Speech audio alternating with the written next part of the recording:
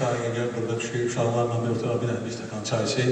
Qardaş, mən çayzat dalıyca düşməmişəm. Mən Eyyub Yaqubov lazımdır. Sən axı dedin Eyyub Yaqubovu görmüsən. Hə, görmüşəm, əlbəttə görmüşəm. Harada görmüsən? Səhər televiziyada.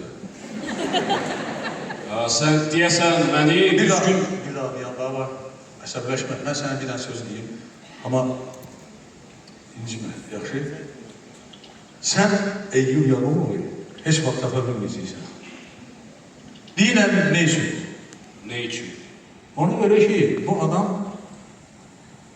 tez-tez qiyafəsini dəyişir, cilddən cildə gedir.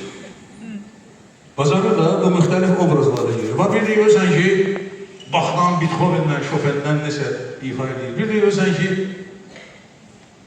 Nəsimidən, Füzulidən, Seyid Əzimdən şeirlər deyir. Bir deyirsən, bulaqlar, mahnılar oxuyur, olur Qarabala.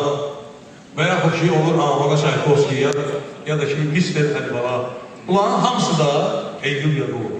Yaxşı, indi sən mənə görüm ki, bunu necə tapasan, hardan tapasan və hətta bu adam quş dilində bilir.